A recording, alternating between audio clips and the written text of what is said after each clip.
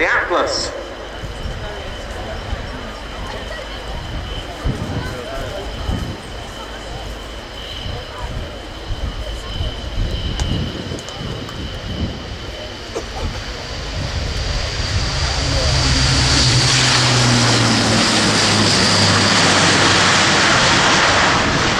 And yes, of course the aircraft's lightly laid for display purposes, but nonetheless, that's really impressive performance from this new 4-turboprop airlifter.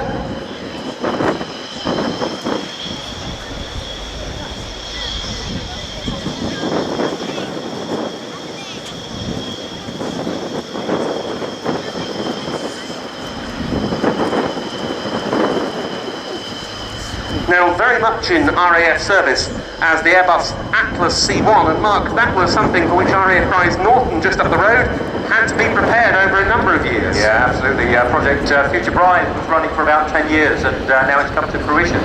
Around about 3,500 people work out of Prize Norton, world-class air transport hub.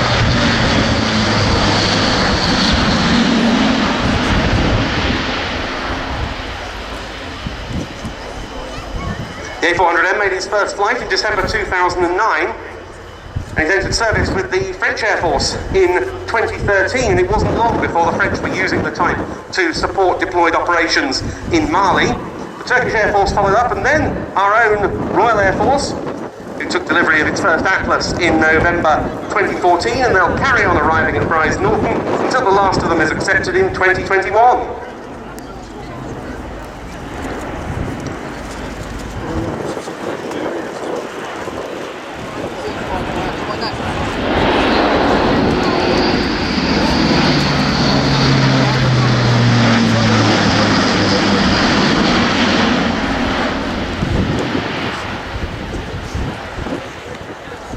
And as with any new aircraft, the capabilities are being enhanced almost on a monthly basis.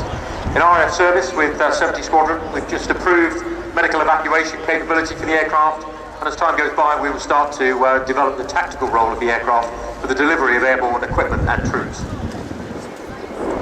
It's also capable, this aircraft, of refuelling other machines, everything from helicopters to other large aircraft and fast jets.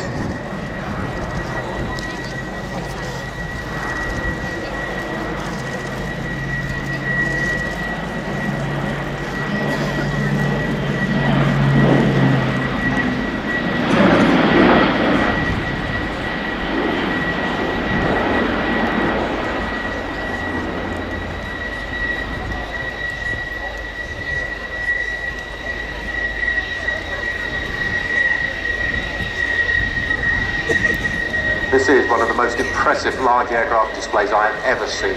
Up to 120 degrees angle of bank on this aircraft. And when you contrast that with a lot of other Airbus products, Boeing products that are on the market flying passengers around, which are limited to about 10 to 15 degrees angle of bank, it shows you how manoeuvrable this aircraft actually is.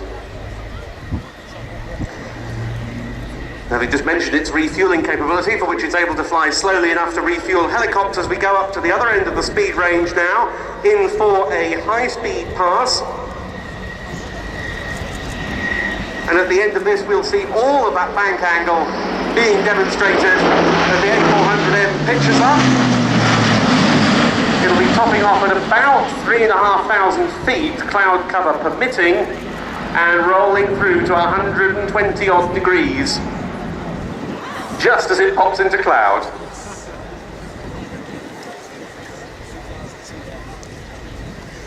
That was the money shot, if anybody got it. 174 of these aeroplanes on order at the moment for the customer nations.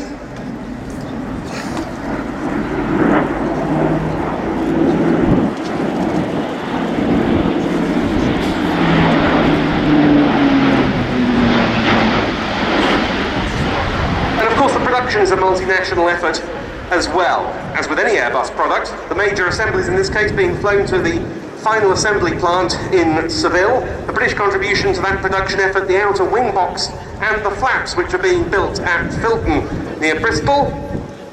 And the wing of this aircraft, the first wing of any aeroplane to be built entirely from carbon fibre reinforced plastic. In fact, some 30% of the complete structure is made of composites, far more than is the case for any previous aeroplane in its class. We've seen this aircraft demonstrated here on a number of occasions. Today, we had British test pilot Anthony Flynn captaining it, and the co-pilot is Francois Brun. It's worth remembering a man that many of us associate with the A400M program, who sadly passed away earlier this year. That's Ed Strongman, the former chief test pilot for the A400M, who displayed it so memorably on numerous occasions at RIAT and other displays. And I'd like to dedicate this A400M display, as we did yesterday, to him. So, for the late Ed Strongman, the Airbus A400M.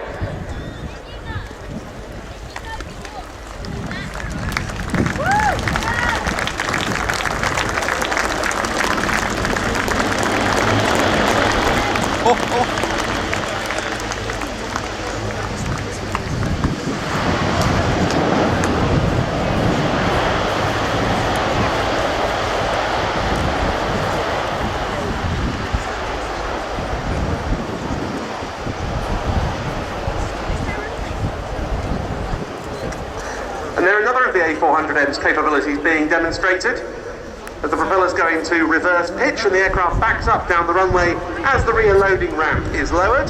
And when it taxis back past, you'll see that this aircraft, which is one of the Airbus Defence and Space Test Fleet, has some calibration markings on the rear fuselage associated with the ongoing testing of the A400M, the red square pattern you can see on the rear fuselage. So another superb display of this giant transport.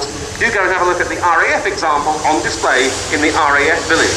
But now it's to the Turkish Air Force that we turn, and one of the most dynamic solo jet displays on the European circuit. It's time for Solo Tour, and First Lieutenant